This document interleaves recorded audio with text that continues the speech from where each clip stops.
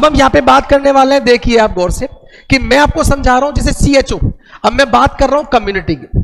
हमें यह ध्यान रखना है कि कुछ टॉपिक्स तो हम पढ़ते ही हैं कॉमनली, जैसे बेसिक इंट्रोडक्शन पढ़ते हैं जो पब्लिक हेल्थ का होता है, उसके बारे में पढ़ते हैं। उसके अलावा हम सब लोग कॉन्ट्रासेप्शन के बारे में पढ़ते हैं, क्योंकि हम ये मानते हैं कि 4-5 क्वेश्चन इसमें से भी आएंगे। उसके अलावा हम इम्यूनाइजेशन पढ़ते हैं, डेफिनेटली ये भी एक इंपॉर्टेंट टॉपिक है। उसके अलावा हम और टॉपिक की बात करते हैं तो हम बेसिक डिजीज जो होती हैं उनके बारे में डिस्कस करते हैं। एक आपका टॉपिक होता है हेल्थ केयर डिलीवरी सिस्टम, जिसके बारे में भी डिस्कस करते हैं। यदि मैं उसके अलावा बात करूं तो आप लोग डेमोग्राफी के बारे में भी पढ़ते हैं कि डेमोग्राफी भी एक इंपॉर्टेंट टॉपिक है। उसके अलावा मैं आपसे बात करूं तो आप कुछ प्रोग्राम्स के बारे में भी पढ़ते हैं कि ये लेटेस्ट प्रोग्राम चल रहे हैं, तो प्रोग्राम्स के बारे में भी पढ़ना जरूरी है। उसके अलावा डिजास्टर हुआ, बायोमेडिकल वेस्ट मैनेजमेंट हुआ, इनके बारे में भी पढ़ते हैं। लेकिन कुछ लेटेस्ट स्कीम जो आती हैं, जो नए नए प्रोग्राम्स गवर्नमेंट चलाती है, उनको भी पढ़ना हमारे लिए जरूरी होता है। और पढ़ना जरूरी क्यों होता है वो समझ लीजिए। एग्जामिनर ये देखना चाहता है कि ये बच्चा केवल किताबी ज्ञान लेके बैठा हुआ है या ये करंट अफेयर से भी इन्वॉल्व है, कहीं ना कहीं आपका करंट अफेयर्स इन्वॉल्व है कि नहीं, आपको ये पता है कि नहीं कि एग्जैक्टली क्या चल रहा है। और लेटेस्ट को जानने के लिए आपने तभी देखा होगा कि एग्जैक्टली नॉर्सेट ने भी इस बार कुछ ऐसी चीजें पूछी हैं जो करंट चीजों से रिलेटेड है। इसलिए मैं आपको कह रहा हूं कि यहां पर जो थोड़े बहुत क्वेश्चन, मैं 4-5 क्वेश्चन लेकर आया हूं, ज्यादा लेकर नहीं आया, लेकिन ये आपको विश्वास दिलाते हैं कि जब तक CHO का एग्जाम होगा, समय समय पर मैं, महेंद्र सर, दिनेश सर और जो फैकल्टीज हमारी हैं वो लगातार आपके पास क्वेश्चन सेशन लेकर आएंगे। आप जो भी चीज पढ़े कृपया उसको एक डायरी में लिखते जाएं, क्योंकि ये 2 महीने, 3 महीने, 4 महीने जो एग्जाम में बचे, इन 3-4 महीनों में जितने पॉइंट्स आपके लेटेस्ट बन जाएंगे, ये आपके एग्जाम में बहुत काम आने वाले हैं। इसलिए कृपया ये ध्यान रखें कि जब भी क्लास लेते हैं तो हम कुछ ना कुछ जो है वो लिखते रहें, वो कहीं ना कहीं हमारे काम आने वाले हैं। ज्ञान कभी बुरा नहीं होता, चाहे कहीं से भी मिले, ज्ञान मिलना चाहिए। जैसे मैं आपके सामने एक क्वेश्चन रख रहा हूं, बेसिक क्वेश्चन, पढ़ना उस क्वेश्चन को और उसका आंसर देना। क्वेश्चन आपके सामने है, anaemia prevalence among adolescent age group girls in India according to national family health survey, NFHS, इसको शॉर्ट में बोलते हैं NFHS। जवाब देना स्टार्ट कीजिए आप सभी लोग। हाँ, सभी लोगों के जवाब आने दीजिए। हाँ जी, गुड, आंसर देना स्टार्ट कीजिए। कि यहां पर क्वेश्चन ये कहना चाहता है, क्वेश्चन आपसे यहां पर ये कहना चाहता है कि जो एनीमिया है वो इंडिया में एडolescent गर्ल्स में कितनी ज्यादा है, ठीक है, उसके ऊपर क्वेश्चन आपसे एग्जामिनर ने पूछा है, आपको इसका जवाब देना है। सर वैकेंसी कब तक आएगी? वैकेंसी बेटा बहुत जल्दी आ जाएगी, गवर्नमेंट भी निकालने वाली है, गवर्नमेंट को भी इस बात की चिंता है। चलिए, आप लोगों का आंसर आ रहा है, बच्चों ने आंसर दिया है बी। अभी क्वेश्चन पे सेंट्रलाइज हो जाइए। यहां पर नेशनल फैमिली हेल्थ सर्वे जो लेटेस्ट हुआ है 2019-2021 उसकी बात कर रहा हूं, और उसने ये कहा कि एनीमिया का प्रिविलेंस का मतलब क्या होता है बच्चों? Old plus new cases. ध्यान रखना, प्रिविलेंस का मतलब क्या होता है? Old plus new cases. Very good, maximum बच्चों का आंसर बी है, वेरी गुड। तो यहां पर प्रिविलेंस का मतलब होता है old plus new cases. Old plus new cases मतलब आपके इस टाइम इंडिया में हम बात करें तो एडolescent एज ग्रुप जो है उसकी जो गर्ल्स है, एक्चुअली एडolescent एज ग्रुप जो है वो इन्होंने क्या डिफाइन किया, इसलिए पर्टिकुलर NFSH में इन्होंने कहा 15 से 19 साल की। क्या बोला? 15 से 19 साल की। नॉर्मली एडolescent की एज होती है 10 से 19 साल। कितनी होती है? 10 to 19 ईयर्स। और इसको 3 पार्ट में तोड़ते हैं, अर्ली,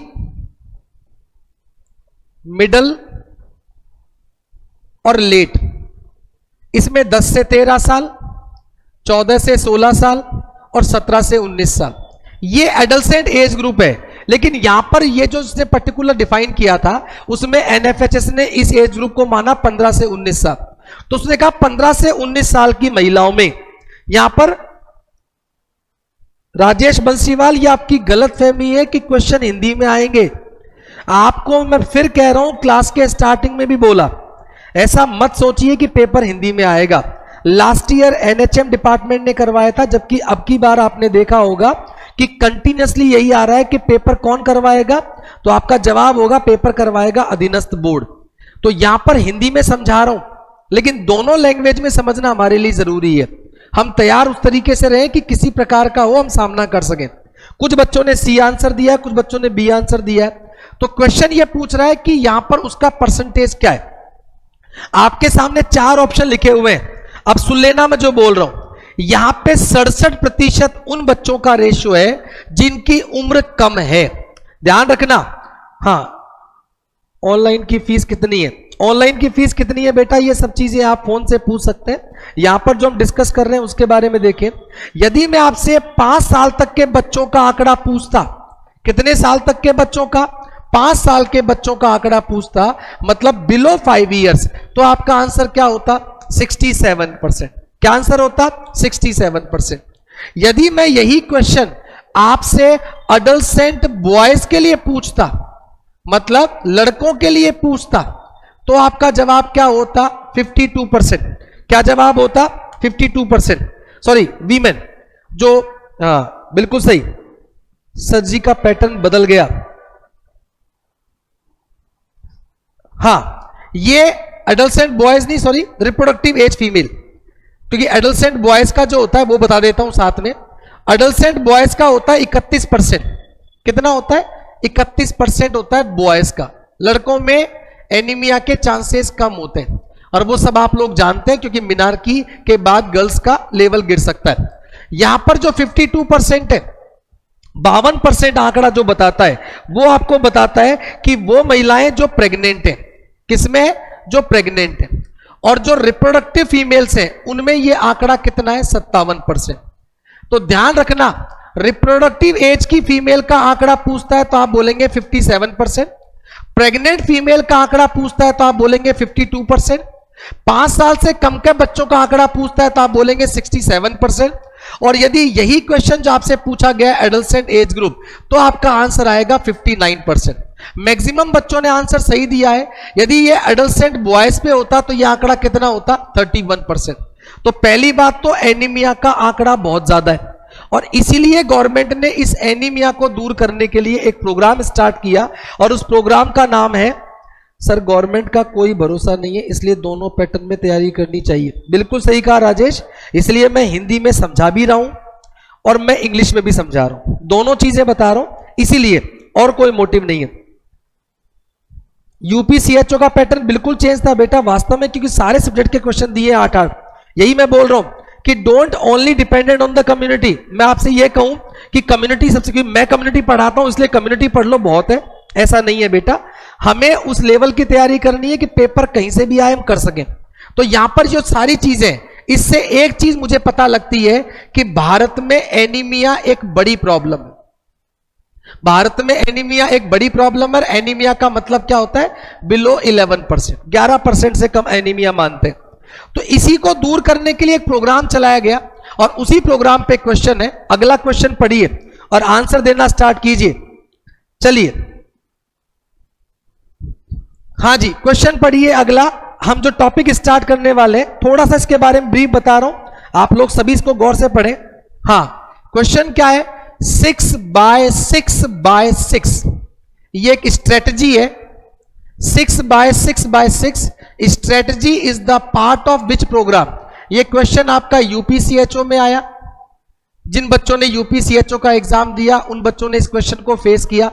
6x6x ये कौन से प्रोग्राम का पार्ट है? यहां पर आंसर आ रहा है सी ए। कुछ बच्चों का आंसर ए है, कुछ बच्चों का आंसर सी है। सी ए, मैक्सिमम बच्चों का आंसर सी है। पवन सी, ट्राइबल बॉय सी, नितिन ए, अनु सी, पवन यादव सी। चलिए कोई बात नहीं, अब समझा देता हूं थोड़ा सा इस चीज को। मैंने यहां पर आपको 4 चीजें लिखी हैं और चारों प्रोग्राम कहीं ना कहीं आपसे पूछे जाते हैं। पहला प्रोग्राम है RMNCH+A। यदि मैं इसकी फुल फॉर्म पूछूं तो आप लोग फटाफट मुझे कमेंट बॉक्स में इसका आंसर बताइए। हाँ जी, मुझे RMNCH+A का फुल फॉर्म बताइए। RMNCH प्लस ए का फुल फॉर्म क्या होगा, फटाफट बताइए। हाँ, जिन लोगों को पता है what is the full form of RMNCH plus A. RMNCH plus A का फुल फॉर्म क्या है? Please like and share the class. कृपया क्लास को लाइक करें, शेयर करें और आंसर देना स्टार्ट करें। RMNCH प्लस ए की फुल फॉर्म पूछ रहा हूं। भानु, राहुल, शुभम, चमना, नवीन, RMNCH प्लस ए की फुल फॉर्म क्या है बच्चों? अभी तक किसी बच्चे ने आंसर नहीं दिया है। हार्दिक 33, नो आइडिया, कोई बात नहीं। What is the full form? हाँ, allrounder, reproductive maternal newborn child plus adolescent health. Very good. हाँ, अब आप लोगों का आंसर आना स्टार्ट हुआ। दूसरा क्वेश्चन, ये प्रोग्राम कब स्टार्ट हुआ? तो आप कहेंगे 2013 में। RMNCH प्लस ए कब स्टार्ट हुआ? 2013 में। और ये सबको कवर करता है। Reproductive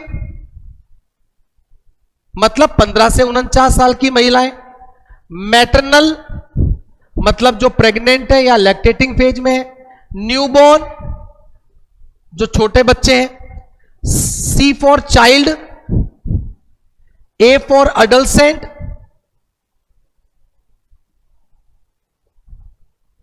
health. तो यहां पर इसकी फुल फॉर्म हो गई reproductive maternal newborn child and adolescent plus adolescent health. इस प्लस को भी बीच में लेना है, तो प्लस एडल्सेंट हेल्थ। यह प्रोग्राम 2013 में स्टार्ट हुआ। यह NHM का पार्ट है। डेफिनेटली प्रोग्राम बहुत लार्ज स्केल पर है, लेकिन 6x6x6 इसकी स्ट्रेटजी नहीं है। लेकिन इसकी एक स्ट्रेटजी है 5x5। ध्यान रखना, यूपी CHO में तो क्वेश्चन आ गया 6x6, पर हो सकता है राजस्थान CHO में आ जाए 5x5 स्ट्रेटजी। मैट्रिक्स कौन से प्रोग्राम का पार्ट है? तो यदि 5 मल्टीप्लाई बाय 5 मैट्रिक्स का क्वेश्चन आता है तो ये कौन से प्रोग्राम का पार्ट है बच्चों? RMNCH प्लस ए। किसका पार्ट है? RMNCH प्लस ए। तो ध्यान रखना, यहां पर RMNCH प्लस ए की स्ट्रेटजी दी 5x5, मतलब ये आंसर नहीं है। चलिए दूसरा क्वेश्चन देखिए, दूसरा पार्ट देखिए। National vector borne disease control programme, NVBDCP, इसको शॉर्ट में बोलते हैं NVBDCP। जब मैं क्लास में पढ़ाता हूं तो कई बार बताता हूं, और इस बार इसमें से क्वेश्चन आया था नॉर्सेट 2022 में। नॉर्सेट 2022 में से एक क्वेश्चन मौजूद था कि कौन सी बीमारी नेशनल वेक्टरबोर्न डिजीज कंट्रोल में शामिल नहीं है। Which disease is not included in national vector borne disease control programme. जब आप लोग CHO का सिलेबस पढ़ेंगे तो CHO के सिलेबस में पर्टिकुलर ये टॉपिक दिया हुआ है, national vector borne disease control programme, और उसमें 6 बीमारियां जो हैं, जो नेशनल वेक्टरबोर्न डिजीज है उसमें 6 बीमारियों को शामिल किया गया है। National vector borne disease control programme. ये प्रोग्राम जो है, ये नाम से पता लग रहा है कि किस पर आधारित है? वेक्टरबोर्न पे। हम सब लोग जानते हैं vector borne transmission is the example of indirect mode of transmission. Vector borne किसका एग्जांपल है? Indirect mode of transmission. मतलब इसमें कोई मक्खी, मच्छर, फ्ली, इस प्रकार की चीजें बीमारी को फैलाती है। मॉस्किटो हो गया, फ्लाई हो गया, फ्ली हो गया बीमारी। फ्ली पे भी क्वेश्चन आया था एग्जाम नॉर्सेट में। अभी हम इसकी बात कर रहे हैं, तो वो बीमारियां जो किसी न किसी मच्छर से, मक्खी से या फ्ली से, इनसे फैलती है, पिस्सू से फैलती है। तो यहां पर national vector borne disease control programme जो इंडिया में शुरू हुआ वो स्टार्ट हुआ 2003-2004 में। 2003-2004 में स्टार्ट हुआ। यहां पर ध्यान रखना कि नेशनल मलेरिया इरेडिकेशन प्रोग्राम चल रहा था, जो बाद में जाके नेशनल एंटी मलेरिया प्रोग्राम हुआ। फाइलेरिया का प्रोग्राम अलग चल रहा था, आपका काला आजार का प्रोग्राम अलग चल रहा था। लेकिन देखा जाए तो इन सारी बीमारियों के फैलने का तरीका तो एक ही है, एजेंट सेम नहीं है। यदि मैं पूछूं एजेंट क्या है तो आप कहेंगे मलेरिया का प्लाज्मोडियम है, डेंगू का डेंगू वायरस है, फाइलेरिया का वोचेरिया बैंक्रॉफ्टाई है, काला आजार का लीशमनियासिस डोनोवेनी है। इसी प्रकार से आपसे पूछा जाए जापानी एन्सेफेलाइटिस का तो आप कहेंगे जापानी एन्सेफेलाइटिस वायरस है, चिकनगुनिया का चिकनगुनिया वायरस। लेकिन एजेंट अलग अलग है, लेकिन बीमारी फैलने का तरीका तो सेम है। और जब बीमारी फैलने का तरीका सेम है तो उसको प्रिवेंट करने का तरीका भी सेम हो सकता है। और जब प्रिवेंट करने का तरीका सेम हो सकता है तो उन्होंने एक प्रोग्राम चलाया, national vector borne disease control programme. जब यह प्रोग्राम चलाया गया तो इसमें 6 बीमारियों को शामिल किया गया। कितनी बीमारियों को शामिल किया गया? 6 डिजीजेस को। इसमें पहली बीमारी थी मलेरिया, दूसरी बीमारी थी डेंगू, तीसरी बीमारी थी चिकनगुनिया, चौथी बीमारी थी काला आजार, पांचवी बीमारी थी फाइलेरियासिस जिसे बोलते हैं एलिफेंटियासिस, और छठी बीमारी जो थी वो थी आपकी जापानीज एन्सेफेलाइटिस, जो इंडिया के बहुत सारे डिस्ट्रिक्ट में एंडेमिक है। तो मैं आपसे मोटे रूप से कहूं कि इसमें कितनी बीमारियां शामिल थी, तो आप कहेंगे ये 6 बीमारियां शामिल थी। और मैं बार बार बोलता हूं कि इन्हीं बीमारियों का नाम याद करना है, बाकी आपके एग्जामिनर कोई ऑप्शन देता है तो वो इसमें शामिल नहीं है। और ये कि ये क्वेश्चन आपके एग्जाम में पूछा गया था। किसी और कोचिंग के लिए प्लीज पवन कुछ भी ना बोले, यहां पे सब लोग पढ़ने के लिए आए, पढ़ें, शांति से बैठ के पढ़ें। जहां से भी, मैं 1000 बार बोल चुका हूं, आपको मतलब ये होना चाहिए कि मेरा सिलेक्शन होना चाहिए। सिलेक्शन कैसे भी हो, कहीं भी हो, कितनी मेहनत करनी पड़े, वो आप पे डिपेंड करता है। तो देखिए, नॉर्सेट ने बहुत सिंपल क्वेश्चन पूछा। उसने पूछा कि बताइए इनमें से कौन सी बीमारी नेशनल वेक्टर-बोर्न डिजीज में शामिल नहीं है। आराम का क्वेश्चन था, बिल्कुल इजी था, आपको आराम से 1 नंबर देके जाता। दिया, बच्चों ने सही भी किया, उनको पूरा नंबर मिला। तो यहां पर ये जो 6/6 है, अब बच्चे के दिमाग में क्या आता है कि वेक्टर-बोर्न डिजीज जो होती है उस प्रोग्राम में कितनी बीमारियों को शामिल किया गया है? 6 को।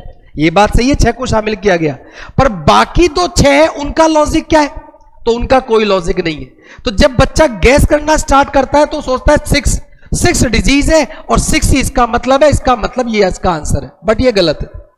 तीसरी जो ऑप्शन है वो है एनीमिया मुक्त भारत। ये आपका राइट आंसर है, ये आपका इस सवाल का सही जवाब है, बिल्कुल सही जवाब है। और ये स्टार्ट हुआ 8 मार्च 2018। कब स्टार्ट हुआ? 8 मार्च 2018 को स्टार्ट हुआ। 8 मार्च 2018 को स्टार्ट किया गया। अभी हम इसके बारे में बात करेंगे, ये आपका राइट आंसर है। 6 × 6 ये स्ट्रेटजी कौन से प्रोग्राम का हिस्सा है? तो आपका सबका जवाब होगा, बिल्कुल सही कहा दलीप गुजर। नालायक नहीं है, बिल्कुल लायक बच्चा है, बहुत सही जवाब दिया है। 2018 पोषण अभियान के तहत नरेंद्र मोदी जी ने इसको स्टार्ट किया, बिल्कुल सही बात है। एनीमिया मुक्त भारत स्टार्ट किया गया 8 मार्च 2018, भावना बिल्कुल सही है। तो मैंने कहा ये राइट आंसर है, इसके बारे में बात करेंगे। अगला है national AIDS control programme. National AIDS control programme की जब हम बात करते हैं, मैंने ये जो ऑप्शन लिखा है इसकी वजह क्या है? National AIDS control programme India में स्टार्ट हुआ 1987, लेकिन जब इसको फेज्ड मैनर में स्टार्ट किया गया तो ये फेज्ड मैनर में स्टार्ट हुआ 1992। कब स्टार्ट हुआ? 1992। फिर सेकंड फेज स्टार्ट हुई 1999, थर्ड फेज स्टार्ट हुई 2007 और फोर्थ फेज स्टार्ट हुई 2014। अब फिफ्थ फेज इसकी स्टार्ट होने वाली है, तो 4 फेज इसकी आ चुकी है अब तक। अब इसको 6/6 बच्चा डाउट क्यों करता है? क्योंकि जब इस प्रोग्राम को चलाया गया तो इसमें 6 कंपोनेंट जोड़े गए। इसमें आप लोगों ने पढ़ा है condom promotion programme, blood safety programme, national AIDS prevention control policy. इस प्रकार से 6 जो प्रोजेक्ट थे उनको स्टार्ट किया गया, बट वहां पर भी 6 एक ही फिगर है, 3 फिगर नहीं है। इसलिए नेशनल एड्स कंट्रोल प्रोग्राम इस क्वेश्चन का सही आंसर नहीं हो सकता। तो यह भी गलत है, यह भी गलत है और यह भी गलत है। तो राइट आंसर क्या है बच्चों? एनीमिया मुक्त भारत। बात समझ में आ रही है? हाँ, बिल्कुल सही दिलीप, बिल्कुल सही जवाब दिया। अंजलि तिवारी, 1987 में प्रोग्राम स्टार्ट हुआ, लेकिन इसको फेज्ड मैनर में स्टार्ट किया गया 1992। और एक चीज और बता देता हूं आपको मैं, क्योंकि जब आप लोग यहां पर कुछ पढ़ने के लिए आए हैं तो एक बात ध्यान रखिए कि नाको, नेशनल एड्स कंट्रोल ऑर्गेनाइजेशन, नाको जो संस्था है, वो नाको संस्था भी किसका पार्ट है? तो आप कहेंगे वो भी एड्स कंट्रोल प्रोग्राम का पार्ट है। वो भी स्टार्ट कब हुई थी? 1992। कब स्टार्ट हुई थी? 1992। तो यहां पर एनीमिया मुक्त भारत। अब आपके दिमाग में आएगा कि सर एनीमिया मुक्त भारत में 6/6/6 क्या है? तो ये इमेज है जो आपके सामने थोड़ी सी विजिबल कम होगी, लेकिन ये आपके मोबाइल पर अवेलेबल है, आप उसको आराम से देख सकते हैं। ये जो पर्टिकुलर एनीमिया मुक्त भारत स्टार्ट किया गया 6/6/6, आज ये टॉपिक खत्म नहीं होगा। आज तो बेसिक इंट्रोडक्शन बता रहा हूं, बहुत क्वेश्चन है इसके बारे में जो मैं आपसे डिस्कस करूंगा और आपको समझाऊंगा, लेकिन अभी बेसिक चीज बता रहा हूं। 6/6/6 का मतलब क्या है? पहले 6 का मतलब है 6 बेनिफिशियरी, मतलब इस स्कीम के द्वारा कितने लोगों को फायदा दिया गया? 6 ग्रुपों को। पहला फायदा, पहले 6 का मतलब क्या है? 6 बेनिफिशियरी ग्रुप, 6 ग्रुप है जिनको यह फायदा मिला। उसमें पहला ग्रुप है 5 साल तक का बच्चा। भाई 6 महीने के बच्चे को तो हम शामिल करते ही नहीं, क्योंकि 6 महीने तक का बच्चा क्या करता है? Exclusive breast feeding. क्या करता है? Exclusive breast feeding. तो एक्सक्लूसिव ब्रेस्ट फीडिंग करता है तो वहां पर तो आप उसको आयरन देते ही नहीं, बट उसके बाद के बच्चे को आप आयरन दे सकते हैं। तो पहला इसमें जो बेनिफिशियरी ग्रुप है वो है 6 महीने से 5 साल तक का बच्चा। दूसरा बेनिफिशियरी ग्रुप जो है वो है 5 से 9 साल का बच्चा, 5 to 9 years एज चिल्ड्रन, 5 साल से लेकर 9 साल का बच्चा। ध्यान रखना इन दोनों ग्रुप में लड़का और लड़की, बच्चा और बच्ची दोनों शामिल है, अलग नहीं है, दोनों इंक्लूडेड है। तीसरा आया अडल्ट गर्ल्स एंड बॉयज, 10 से 19 साल। मैंने आपको क्या कहा? अकॉर्डिंग टू एनएचएम डिपार्टमेंट जो अडल्ट की एज है वो क्या मानी गई है? 10 से 19 साल। मैं आपको एक चीज समझा देता हूं। थोड़े दिनों पहले एक बच्चे ने मुझे क्वेश्चन किया था और उसने मुझे कहा कि सर उस कोचिंग में ऑनलाइन प्लेटफॉर्म पर जो अडल्ट एज ग्रुप है वो 13 to 19 ईयर्स बताया गया है, 13 से 19 साल। गलती उस टीचर की भी नहीं है और गलती उस बच्चे की भी नहीं है। नॉर्मली हम क्या मानते हैं कि जहां पर टीन लग जाता है, टीन वर्ड, इसका मतलब वो अडल्ट है, लेकिन वो अडल्ट नहीं है, वो टीन एज ग्रुप है। जबकि अडल्ट को एनएचएम ने बहुत क्लियरली डिफाइन किया है कि 10 से 19 साल, जिसके 3 पार्ट मैंने आपको बताए, early adult, middle adult, late adult. तो ध्यान रखना 10 से 19 साल के लड़के और लड़कियां दोनों शामिल हैं, बच्चे और बच्चियां दोनों को शामिल किया गया है। तीसरा ग्रुप, चौथे ग्रुप में रिप्रोडक्टिव एज की वो महिलाएं ली गई है जिनकी उम्र 20 से 24 साल है। कितनी है? 20 से 24 साल। हिंदू मैरिज एक्ट के तहत अब फीमेल की मैरिज को 21 साल करने का प्रोविजन है। जब तक राज्यसभा से पारित नहीं होता है तब तक हम ये मानते हैं 18 ईयर्स है, लेकिन जब ये पारित हो जाएगा वहां से भी तो 21 साल एज हो जाएगी। तो नॉर्मली ये माना जाता है कि 20 से 24 साल की जो एज होती है उसमें फीमेल प्रेग्नेंट होती है। अभी प्रेगनेंसी वर्ड बोला नहीं है, सिर्फ इतना बोला है कि 20 से 24 साल की जो महिला है उसको आप इसमें शामिल करेंगे। फिर आपने प्रेग्नेंट फीमेल का अलग से ग्रुप बना दिया और फिर आपने लैक्टेटिंग मदर्स का अलग ग्रुप बना दिया। इस प्रकार से टोटल 6 ग्रुप बना दिए। तो पहले 6 का मतलब है 6 बेनिफिशरीज।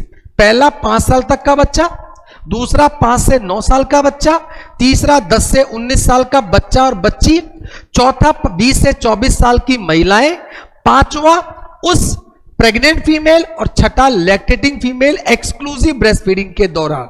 यहां पर 6 ग्रुप बनाए गए।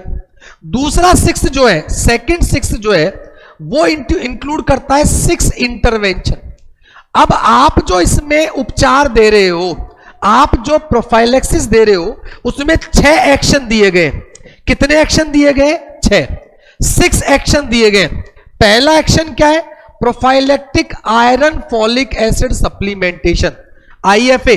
अब याद कीजिए नॉर्सेट 2022 का क्वेश्चन, उसने आपसे एक प्रेग्नेंट फीमेल की रिक्वायरमेंट पूछी थी, लेकिन उसने वर्ड डाल दिया बीच में एएमबी, एनीमिया मुक्त भारत। एएमबी मतलब एनीमिया मुक्त भारत, एएमबी, और उसकी वजह से उसका आंसर बदला। क्या बदला वो मैं समझाऊंगा, अभी आपको क्वेश्चन डिस्कस करेंगे। लेकिन यहां पर ध्यान रखना, पहला है prophylactic iron and folic acid supplementation. Prophylaxis is always the example of primary prevention. मतलब अभी उसको एनीमिया हुआ नहीं है, हम उसको पहले ही बचाव के लिए क्या दे रहे हैं? IFA tablets. The female is not declared anaemic she is declared only pregnant but the haemoglobin level is normal, haemoglobin level normal है और हम ये चाहते हैं कि उस महिला का हीमोग्लोबिन लेवल मेंटेन रहे, प्रोफाइलैक्सिस है। दूसरा चीज जोड़ी गई डीवर्मिंग। डीवर्मिंग का मतलब होता है विक्रमी, जो पेट में कीड़े पड़ जाते हैं उन कीड़ों को खत्म किया जाए, तो कीड़ों को मारने का उपचार भी इसके अंदर किया गया। तीसरा पॉइंट जोड़ा गया, ये मैं आपको थोड़ा सा जूम कर देता हूं जिससे आपको नजर आ जाए। Intensified year round behaviour change communication campaign. हमको बिहेवियर चेंज करना है, हमको लोगों को एजुकेशन आईसी के द्वारा उनके बिहेवियर को बदलना है, यह भी इसमें शामिल किया गया। Testing of anaemia using digital methods and point of care treatment. We have to find out the cases of anaemia. जो महिलाएं, जो लोग, जो बच्चे यदि एनेमिक हैं, आप उनको फाइंड आउट कर सके और उनके पास डिजिटल मार्केटिंग के थ्रू हम जुड़ सके। पांचवी चीज जोड़ी गई कि mandatory provision of IFA fortified foods in public health programmes. जो पब्लिक हेल्थ प्रोग्राम्स है उसमें आईएफए फोर्टिफाइड फूड को भी जोड़ा जाए। तो फोर्टिफिकेशन किसका एग्जांपल होता है? प्राइमरी प्रिवेंशन का, तो उसको प्रमोट किया जाए।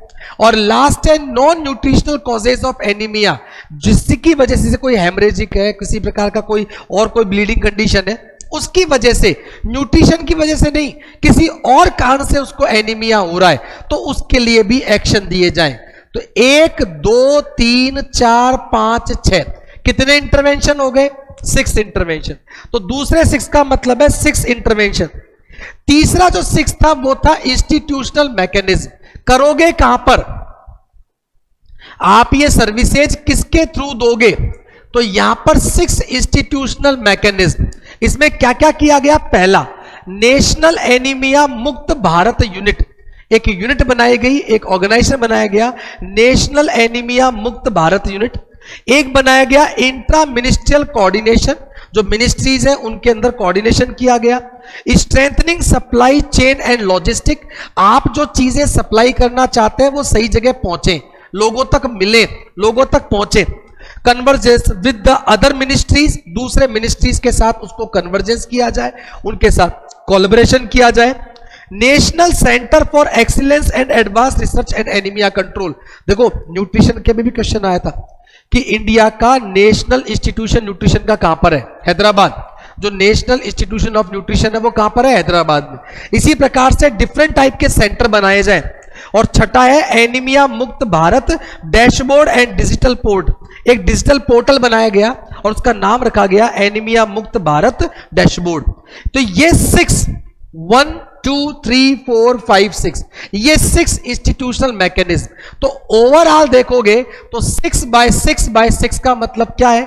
तो 6 तो बेनिफिशियरीज है, 6 प्रकार के इंटरवेंशन है और 6 आपके पास इंस्टीट्यूशनल मैकेनिज्म है। इसके आधार पे इसका नाम रखा गया। बात समझ में आ रही है? अगला क्वेश्चन देखिए, फटाफट आंसर दीजिए। कंपोजिशन, ये आपका नॉर्सेट का क्वेश्चन, मतलब सेम वो नहीं लिखा है मैंने, थोड़ा सा चेंज किया है, लेकिन नॉर्सेट 2022 में जो क्वेश्चन आया उसमें उसने क्या कर दिया? एएमबी डाल दिया, एनीमिया मुक्त भारत। और इस क्वेश्चन का आंसर आप लोग देना स्टार्ट करें फटाफट। Give your answer reply fast. आप अपने आंसर को फटाफट देना स्टार्ट करें। हाँ जी, फटाफट देना स्टार्ट करें। सी, बच्चों ने डी आंसर दिया है, सी आंसर है।